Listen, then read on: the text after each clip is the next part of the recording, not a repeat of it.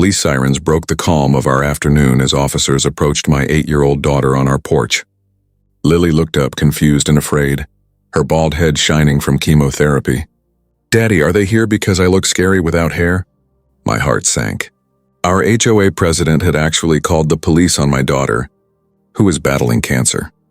Before I share the full story, let me know in the comments where you're watching from, and don't forget to like and subscribe for more stories. The sound of sirens pierced our quiet Tuesday as I stood in the kitchen making Lily's favorite, chicken noodle soup, the only food she could keep down.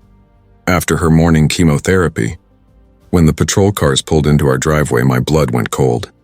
Not because I feared the police after 22 years as a senior officer and 5 as captain, but because I knew why they had come. I had dreaded this moment ever since our HOA president, Karen Morrison, escalated her harassment toward my sick child. 3 months earlier, when Lily lost her beautiful auburn hair to treatment, I thought the hardest part of our journey was behind us. We had endured the diagnosis, the first terrifying rounds of chemo, and the nights of holding her while she vomited from the medicine meant to save her. I believed losing her hair would just be another step we'd face together. I was wrong. The hardest part wasn't the cancer itself. It was the people who tried to make her ashamed of surviving it. Looking out the window, I saw 2 patrol cars, lights flashing across the neighborhood, making it look like trouble was brewing at our house. The officers were heading toward the porch, where Lily sat on her swing wrapped in her favorite pink fleece blanket from her grandmother. Her pale, bald head caught the sunlight as she stared at the officers, her big brown eyes filled with confusion. Behind them, like a director pulling strings, stood Karen Morrison, our HOA president. For months, she had turned our lives into misery. Karen, perfectly dressed in her business suit, glared at my daughter as if she were guilty of something. This was the same woman who had sent us 47 violation notices, who had taken pictures of Lily on the porch and circled her bald head with a red marker as evidence, and who had even suggested we move to a different community. Now she had gone so far as to involve the police. I opened the door just as Officer Rodriguez, one of my subordinates for the past 8 years, walked toward Lily, his face a mix of concern and confusion. Behind him, Officer Martinez looked equally unsure of why they'd been dispatched here. "What's going on?" I asked, though I already knew. Rodriguez's eyes widened in surprise when he saw me. "Captain Stevens, I didn't realize this was your home. Dispatch told us there was a disturbance involving a minor causing a public disruption." His words trailed off as he looked at Lily, then back at me. His expression shifted from confusion to disgust as he realized the truth. Karen stepped forward, clutching a folder like it was proof of wrongdoing. Her voice was loud and sharp. "This child has been violating our community's appearance standards. She refuses to wear proper head coverings, and her disturbing appearance is lowering property values and upsetting neighbors." The world seemed to stop. She had truly called 911 because my daughter, an 8-year-old fighting leukemia, was bald. "Daddy," Lily whispered, her small voice breaking through the noise. She tightened her blanket around her frail body. "Are the policemen here because I'm sick? Because I don't have hair? Did I break a law by having cancer?" My heart shattered. My brave daughter, who had endured half a year of chemotherapy without complaint, thought she was in trouble for being ill. I knelt beside her, ignoring the officers and Karen's rant. "No, sweetheart. You've done nothing wrong. Being sick isn't against any rules. You're strong, you're beautiful, and I'm so proud of you." Her eyes filled with tears. "Then why did the mean lady call the police on me?" "She told Mrs. Johnson I look gross. She said bald kids make the neighborhood look trashy, and that normal families don't want to live near us. She told me if I don't wear a wig or hat all the time, she'll make us move." Lily's voice broke as she added, "I tried to wear the wig, Daddy, but it's itchy and hurts my head. I don't want us to leave our house." I looked at Karen and felt something I had never experienced in my years as an officer. Not just anger, but a protective fury. This woman had harassed my sick child for months and now dragged police into it. Turning to Officer Rodriguez, I asked firmly, "What exactly did dispatch tell you about this call?" He shifted uncomfortably, glancing between us, his face reddening as he realized what he had been sent to respond to. "Dispatch reported a minor child causing disruption," he admitted, clearly beginning to understand the truth. The report claimed that a child was intentionally disturbing the community by appearing in public in an offensive way. The caller alleged the child aimed to upset and scare neighbors and had ignored prior warnings. Her appearance? I repeated slowly, keeping my voice calm. Do you mean her bald head? The bald head she has because she's receiving chemotherapy for acute lymphoblastic leukemia? Officer Rodriguez's face went pale.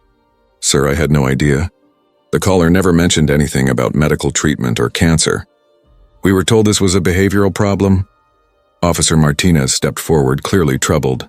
Captain, if we'd known this was about a cancer patient, we wouldn't have handled it this way. This isn't a police issue. This is harassment of a sick child.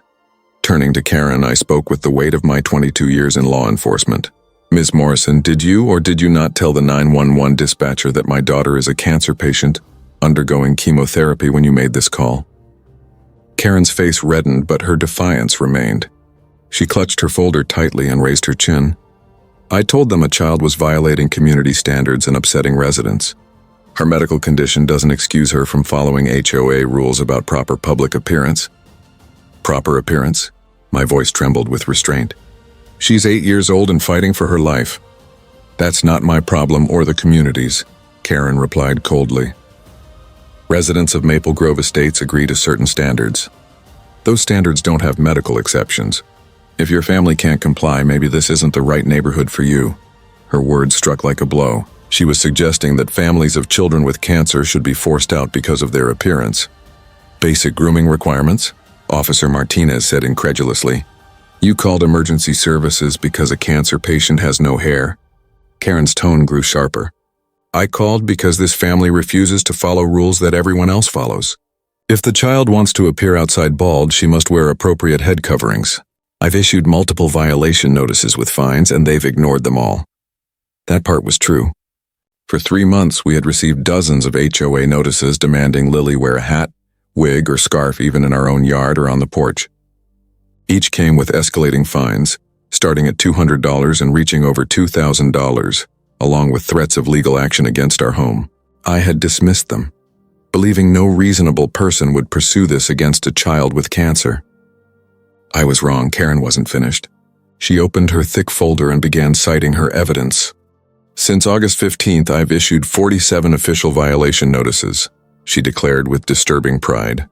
Maple Grove Estates is a premium community with high standards, and that includes appearance in shared spaces. She then produced a photo that made my blood boil.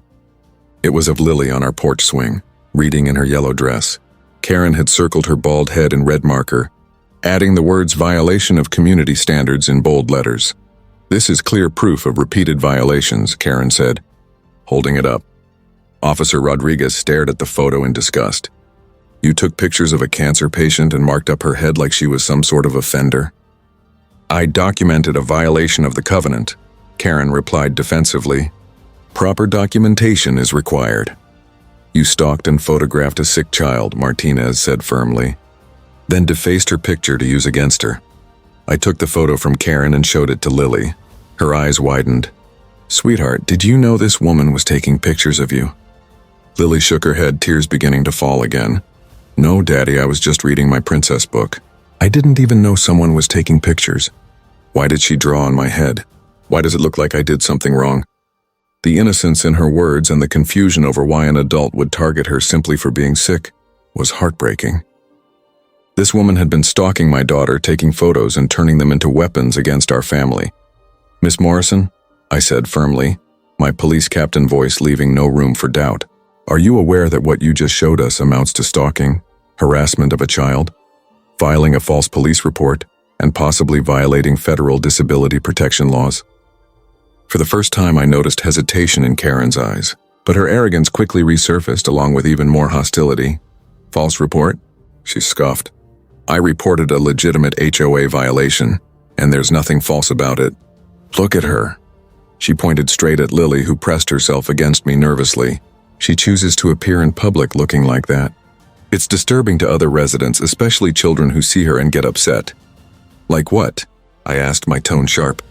What exactly does my daughter look like, Miss Morrison? She looks sick. She looks wrong.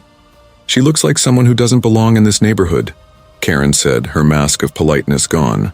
Normal children have hair. Normal children look healthy. Normal families don't make everyone else deal with their medical problems. The silence that followed was heavy. Even Karen seemed to realize she had exposed her true feelings, that she believed sick children were unwanted and unworthy of compassion. Officer Rodriguez shook his head in disbelief. "Captain, what do you want us to do? Because this doesn't sound like a community standards issue. It sounds like hate toward a disabled child." Officer Martinez nodded. "Sir, this isn't just a complaint. This is harassment and discrimination." I looked down at Lily, who was listening with wide, frightened eyes. She had endured so much. Countless doctor visits, painful treatments, nights of nausea from chemo, and watching her beautiful curls fall out in clumps. Through it all, she had shown courage most adults never could. And now this woman wanted her to feel ashamed for surviving. "First," I said with authority, "document everything Ms. Morrison has said. Every word, every photo, every violation notice. This will be used as evidence in multiple criminal cases." "Now hold on," Karen cut in, her confidence slipping. "I have every right to enforce HOA rules. This neighborhood has standards we all agreed to. Being sick doesn't mean you get to ignore them." "You're right about one thing," I replied, stepping closer. "No one gets to ignore rules, but you're confused about which rules matter." I pulled out my phone and opened the file I had kept with months of photos of her violation notices. "Let's review some of your so-called enforcement. Miss Morrison, you told 911 dispatchers that a child was causing a disturbance. You left out the fact that the disturbance was a cancer patient's medical condition. That is a false report meant to misuse police resources and harass a sick child." Again, Officer Rodriguez shook his head. "Captain, what's the next step?" I glanced at Lily, still listening, her small body tense with fear. She had carried more pain than any child should ever face, yet here was this woman trying to humiliate her for surviving. "Document all of Ms. Morrison's statements," I instructed. Then explain to her the legal consequences of filing false reports and targeting disabled individuals.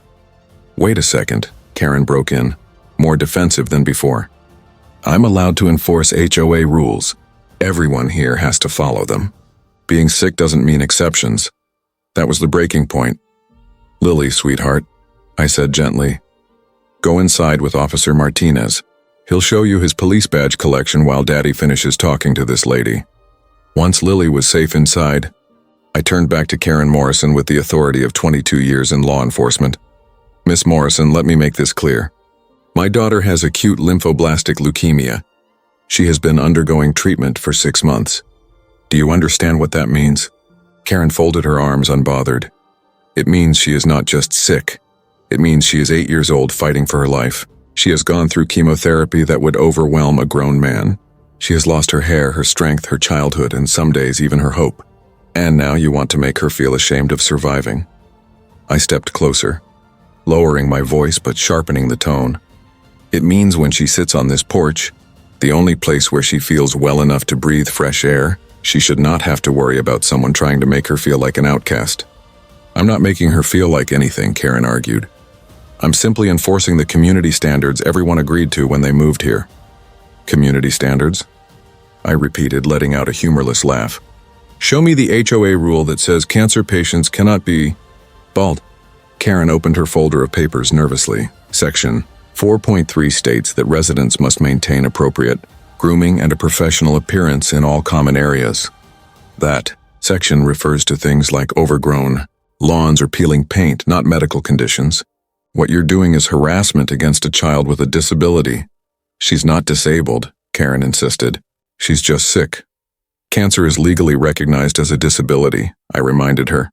"What you've been doing for the last 3 months is targeted harassment of a disabled minor." For the first time, Karen's confidence wavered, but she quickly tried to recover.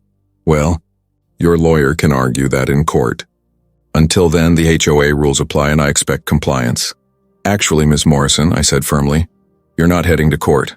You're going to jail." Karen blinked in disbelief. "Excuse me?" I turned to Officer Rodriguez. "I want her arrested for filing a false police report, harassment of a minor, and violating federal disability protections." "You can't arrest me," Karen protested. "I'm the HOA president. I was just doing my job." "Rodriguez," I asked, "what's the penalty for filing a false police report?" "Up to 1 year in jail and a $5,000 fine, sir." "And for harassing a disabled minor?" "That's a felony." Up to 5 years, Karen's face went pale. This is ridiculous. I'll call my lawyer.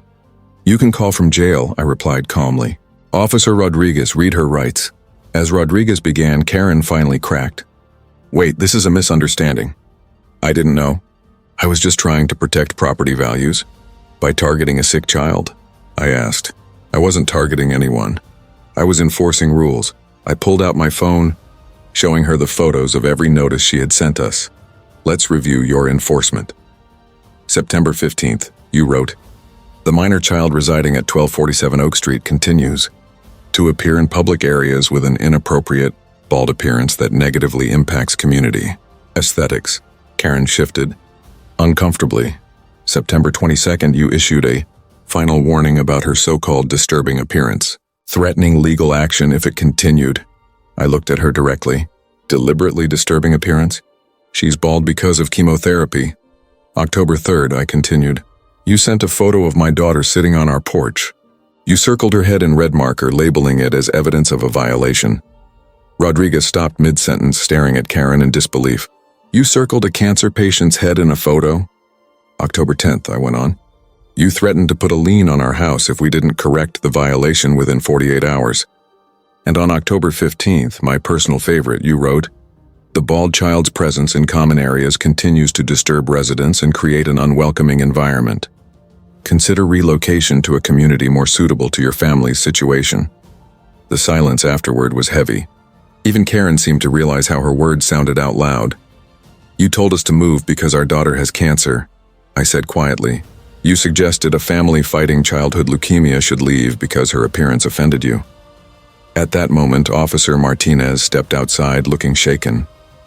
Captain, your daughter just asked me if she's going to jail for not having hair. She wanted to know if being bald is against the law. That was the breaking point. I turned back to Karen Morrison, speaking with the full weight of a father and a senior police officer. Ms. Morrison, you are under arrest for harassment, filing a false report, intimidation of a witness, and violating federal disability laws. You have the right to remain silent, and I suggest you use it. As Rodriguez cuffed her, Karen finally realized the seriousness of her actions. Please, I didn't mean... I was just upholding standards. No, I said firmly. You were trying to intimidate a child with cancer, and you chose the wrong family. The story didn't end there. That evening, after Karen had been booked and processed, I sat down with Lily for one of the most difficult talks of my life. Daddy, she whispered, curled up in my lap, wearing her favorite princess pajamas. Am I really scary because I don't have hair? My heart broke again. Oh, sweetheart, no. You are the most beautiful girl in the world. Having no hair doesn't make you scary, it makes you strong. You're a warrior, the bravest one I've ever known. Your hair fell out because you're fighting bad cells in your body. The medicine fighting them is so strong it affects your hair too, but that means you're winning. Lily touched her smooth head and thought for a moment. The other kids at the hospital don't have hair either. Are we all warriors? Every single one of you, I said. Then why did that lady think we look bad? She asked. I searched for words an 8-year-old could understand. Some people don't realize that being different doesn't mean being bad. That woman was afraid of what she didn't understand. Instead of learning, she tried to push it away. But Daddy, I can't make my hair grow faster. The doctor said it might take a long time. That's perfectly fine, I assured her. You don't need to change anything about yourself. The woman was wrong and she's going to be held accountable. In the days that followed, Karen's arrest became local news. The story of an HOA president calling police on a young cancer patient spread quickly, sparking outrage across the community. The headline, HOA Karen calls police on bald cancer patient, went viral online. The response was overwhelming. Hundreds reached out to support Lily, including childhood cancer survivors who shared their experiences. A local wig company offered to donate high-quality wigs, not because she needed to hide, but so she'd have choices. But Lily surprised everyone. At dinner one evening, she said proudly, I don't want to hide my warrior head. I want other kids to see that warriors don't always have hair. Our community came together in ways I never imagined. Neighbors who had stayed quiet out of fear of Karen finally spoke up, sharing their own experiences of harassment. We learned Karen had a history of targeting anyone who didn't fit her narrow idea of a perfect neighborhood. She fined a veteran with PTSD for an unkept lawn during a tough period. She harassed an elderly man with Parkinson's for shaky handwriting on his mailbox. She even tried to keep a child with autism indoors during quiet hours because of his stimming behaviors. It became clear. Karen had been abusing her HOA position to attack people she considered different. 3 weeks later, her preliminary hearing began. I testified about the harassment our family endured, presenting her threatening letters and violation notices. But the most impactful testimony came from Lily's oncologist, Dr. Sarah Martinez. She explained the psychological toll Karen's actions had on a child already facing life-threatening illness. Children with cancer often deal with body image issues due to treatment, she said. Hair loss, weight changes, and other effects make them feel different. When authority figures reinforce those insecurities, it can cause lasting harm. Looking directly at Karen, she added, "This wasn't just harassment. It was psychological abuse of a vulnerable child." Lily came to me asking if she was ugly because she was bald. No 8-year-old should feel ashamed for surviving. Karen's lawyer argued she was simply enforcing HOA rules, but the evidence was overwhelming. The judge, clearly out of patience, delivered a sharp verdict. "In 25 years on the bench, I've rarely seen such clear harassment disguised as duty," Judge Williams said. "Your treatment of this family and this child shows a complete lack of basic human decency." Karen was sentenced to 6 months in jail, 2 years of probation, and 500 hours of community service at the local children's hospital. She was ordered to pay $50,000 in damages and permanently banned from holding any HOA leadership role. But the real victory came after. Prompted by Lily's case, the state legislature passed new protections for people with medical conditions, known as Lily's Law. Other states soon followed. Our HOA was completely restructured, with bylaws protecting residents with disabilities. The new president, Mrs. Chin, a nurse, believed communities should support their most vulnerable, not push them away. 6 months after Karen's arrest, When Lily's hair started to grow back, it came in curly and untamed. Different from before, but beautiful in its own way. By that time, something important had shifted. She no longer felt embarrassed about her bald head. Even as her hair returned, she proudly shared photos of herself during treatment with other children, explaining that baldness was part of being a cancer fighter. "Look, Daddy," she said one afternoon, showing me a drawing she'd made at school.